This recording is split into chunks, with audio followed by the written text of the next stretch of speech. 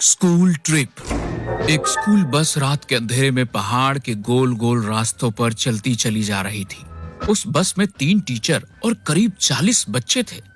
देहरादून के एक स्कूल से निकली यह बस बच्चों को स्कूल ट्रिप पर मसूरी ले जा रही थी। हम लोग थोड़ी ही देर में मसूरी पहुंचने वाले हैं। सब लोग शांत बैठे रहो। अरे सर, क्या आप भी कम से कम स्कूल ट्रिप पर तो शांत होने को मत बोलिए। हाँ सर, यहाँ तो मस्ती करना हमारा हक है। ठीक है, मस्ती करो, लेकिन कोई गड़बड़ नहीं होनी चाहिए। तभी अचानक मानव नाम का एक लड़का चीख पड़ता है। सब हैरानी से उसकी तरफ देखते हैं तो वो सहमा हुआ बाहर देख रहा होता है। क्या हुआ मानव? वो क्या वो चुड़ैल। उसके मुंह से चुड़ैल सुनकर सब डर जाते हैं और बाहर देखने लगते हैं। सबके दिल की धड़कनें बढ़ने लगी थी। पर तभी अचानक मानव हंसने लगता है और कहता है, आप लोगों को डराना कितना आसान है। What the hell, मानव, ये क्या बदतमीजी है? ऐसे ही इतना डर लगता है और तू ये हरकतें कर रहा है। क्या बात है मानव, मजा आ गया। बैंड बज गई सबकी। Shut up, Sanju, it's not funny। तभी अचानक बस रुक गई। पता चला कि मसूरी आ गया है। सामने ही उनका होटल था। वो सब उतरे और होटल में पहुंचे। तुम सबके कमरे बुक है। एक कमरे में 4 बच्चे रहेंगे। रात का समय है, इसलिए तुम लोग फौरन अपने कमरे में जाओ और जाकर सो जाओ। और हाँ, एक बात का ध्यान रखना, उस सामने जो नहर दिख रही है ना, उस नहर के बराबर में एक खंडहर है और यहाँ के लोगों का कहना है कि वो भूतिया है, इसलिए कोई भी उस एरिया में नहीं जाएगा। और पहली बात तो रात में निकलना ही मत। किसी को कोई भी जरूरत हो तो मेरे पास आना। Okay sir, good night.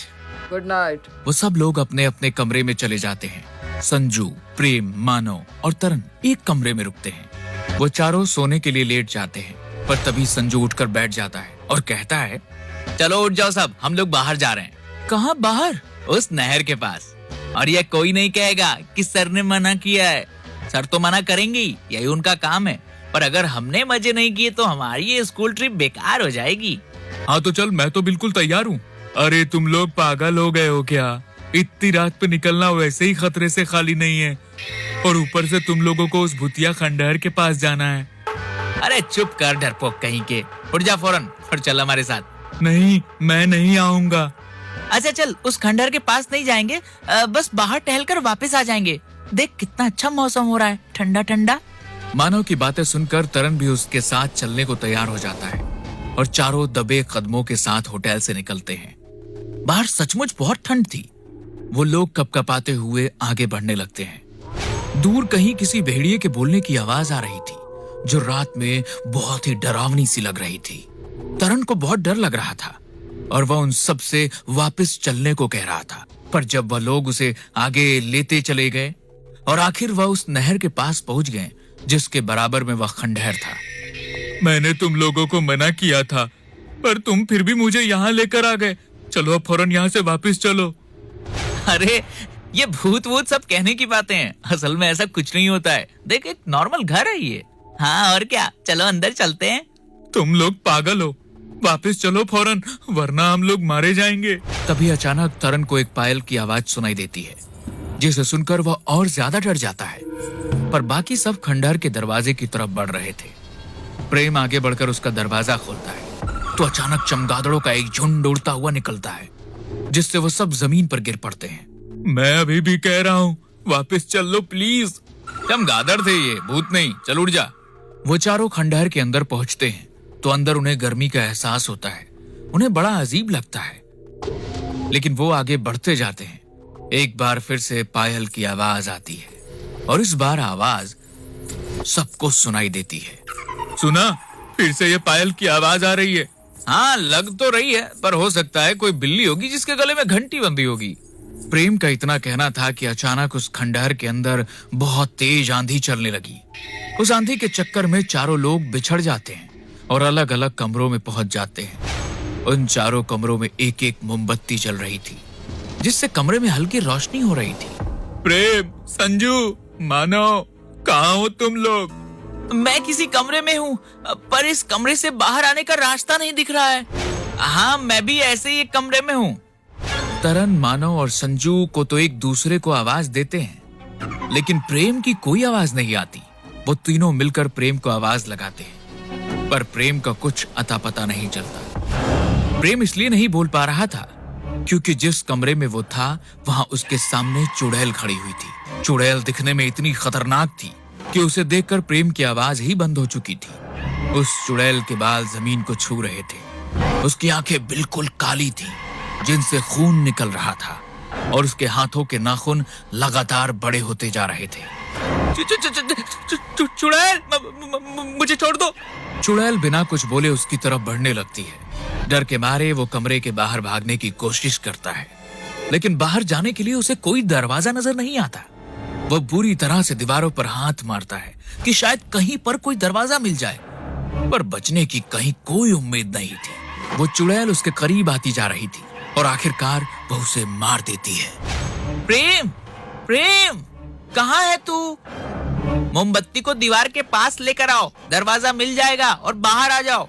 वो तीनों मोमबत्ती को दीवार के पास लाते हैं तो उन्हें दरवाजा मिल जाता है। तीनों बाहर आते हैं और उन्हें अपनी आंखों पर यकीन नहीं होता क्योंकि उनके सामने प्रेम की लाश पड़ी हुई थी।